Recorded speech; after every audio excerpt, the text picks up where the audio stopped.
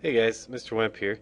Today we're going to talk about work, energy, and power, and what those are, what they can do, and basically how you would calculate those and convert them.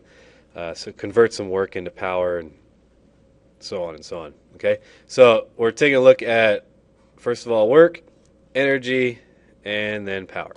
Okay, so the first thing we need to know is that work is equal to W. That's our symbol. Okay, and it's the product of the force F. So this is force. And then force times distance. Okay, I'm going to choose a different color here because the red kind of all matches up. Maybe ballpoint pen. We'll see what that does. And then so W is work. I still don't like that color a whole lot. I wonder if, oh, here we go. Ink color. What do you want? Let's do, I like a nice, let's do this turquoise color and we'll see how this works out. Oh yeah, that's a good color. Okay, so we have work is equal to force times distance, and basically we know those are equal. Change that color again.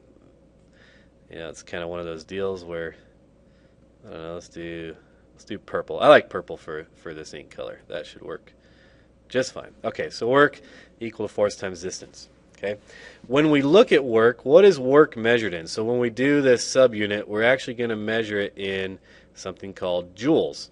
Okay, Joules. That is the base unit for work. So 1 joule is equal to 1 Newton times 1 meter. Okay, so we call that a Newton meter, or Nm. So that equals a joule. Looks like this right here. All right, so when we talk about work, we know that work is a joule, and it's measured in force times distance. Okay, so that's how we know that. So an example of work being done. So we've got this kid, he's lifting a ball. It could be a she, although I don't think those are very girly hands. Lifting this 50-pound ball. We've got a 50-pound ball, 4 feet in the air, and doing it in 5 seconds. Okay, so we've got 50 pounds, 4 feet, and 5 seconds. How many joules of work did the student do? So we need to figure that out. First thing we have to do is convert English units into SI units. So 50 pounds. 1 pound is this is kind of a standard. This is a constant. Is 4.45 newtons, and so basically we need to take 4.45 newtons and multiply that by 50. Okay, so let's see, 4.45 newtons times 50 will equal how many pounds? So you equal X newtons, which will equal 50 pounds. Okay, 1 foot is equal to 0.305 meters. So we moved 4 feet. So we need 4 feet times 0.305 meters, and that will equal how many meters did we move? And that'll give us our force times distance. So basically, if we look here, we've got our 50 pounds times 4.45 gives us 222.5 newtons, which we can then round to 223 if we wanted to. We're going to leave it at 22.5 for the moment. Okay.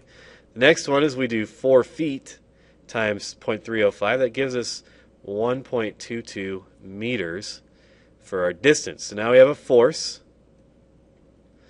and here we have a distance. So we can figure out how many joules we have. So work is equal to force times distance, and if we plug our numbers in, the amount of work we did was 222.5 newtons times 1.22 meters, which gives us a total of 271, and we measure work in joules. So 271 joules is how much work we actually did. Okay, so when we're looking at that, that was work. Now we need to take a look at energy. What is energy? Energy is basically the ability for one to do work. So light energy, heat energy, mechanical energy, chemical energy, so on and so forth. And these are different examples. We have kinetic energy. We have a solar sail, which could be solar energy. We have fuel cells, which would be chemical energy. Basically, we have some forms of energy. Potential energy is stored, so the capacity of work, the capacity to do work by virtue of position or configuration. So think about a rubber band. It has potential energy because it's stored. If you stretch it out, it's storing that energy, and as soon as you let go, it turns into kinetic energy, which is this. So kinetic energy is energy being used, so it's energy of motion. And you can read this, but its body possesses because of its motion, which occurs anywhere from an atomic level to a whole organism. So you running. So energy can transform. It can't be created or destroyed, but it can transform from one to the other. So chemical energy, eating pizza into his mouth, turns into, well, apparently he turned into a girl. Maybe this pizza went into her mouth, and it turned into her playing lacrosse. So she's running with a chemical energy. Radiant energy, we have the sun's rays shining down on this nice little plant right here, turning sunlight into chemical energy, and then electrical into thermal energy, roasting a turkey. Okay. Some renewable energy sources that we have biomass, hydropower, geothermal, wind, solar.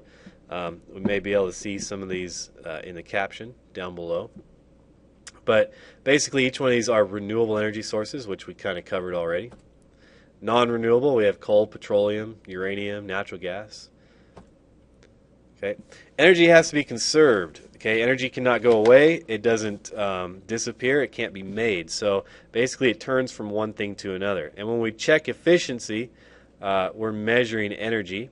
So efficiency is energy out over energy in, this time measured in P.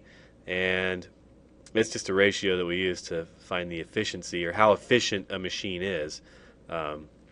Very similar to simple machines. We have the amount of energy coming out compared to the amount of energy coming in multiplied by 100 gives us our percentage. Okay, so we can convert energy into all sorts of different things. Sunlight to electrical, wind turbines, mechanical, nuclear to heat to mechanical to electrical. So all these are different conversions. It wasn't changing, it was just being converted from one form to another. Okay, so energy concerns that we have right now, well, we're worried about consumption. We're worried about not being able to convert enough energy from some of these non-renewables like propane, uranium, coal, natural gas, petroleum. The thing is these are not renewable, so they could run out, and we're pretty dependent on those. All of these over here are all different things that can be brought back or reused. All right, so we talked about work. We talked about energy. Now let's look at power and how we can work with this. So power, or P, capital P, you're going to see the letter P show up as a lot of different symbols, but for today or for this lesson it's rated for power. It's the rate at which work is performed. So we already calculated work, and we figured out it was force times distance. So let's see, work equaled force times distance. And we know that that is work, but power is how much of this work can you do, or how much energy is expended. And the unit of power is measured in watts. So like if you talk about your house uses 25 kilowatts, that's how much power your house is using. You can measure in amps and everything, and you can figure out how many watts something uses of power. Okay, so 1 watt is equal to 1 joule. So 1 watt equals 1 joule per second of work. Okay, so we have time, we have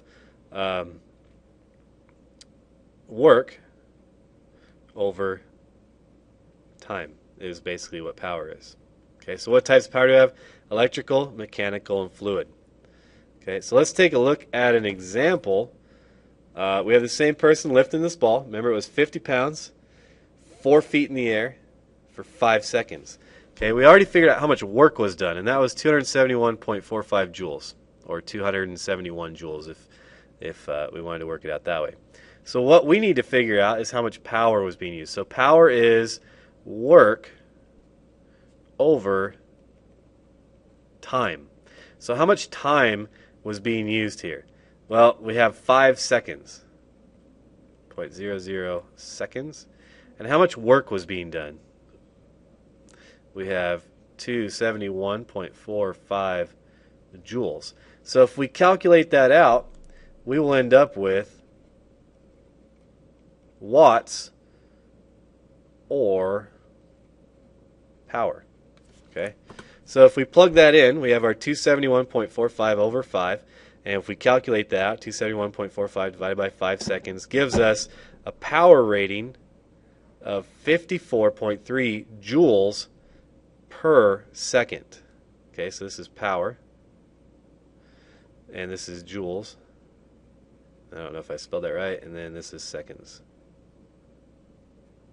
Okay, so power is joules per second. Now, what we also need to know is that 1 joule per second is 1 watt.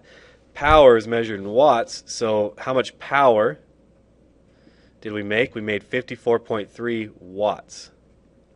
Okay, that's what we need to know right there. So this here would be our answer. So we made 54.3 watts of power, and we made 271 joules of work.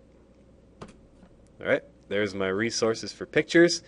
And that should be all you need to know. Now we're going to actually in the lab create something similar to this with a winch. We're going to lift a set amount of weight. We're going to lift it a set distance, and we're going to measure how long it took to go that far.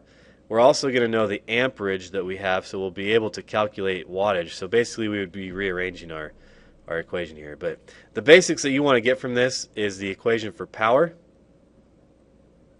and work. Okay, so power was work over time.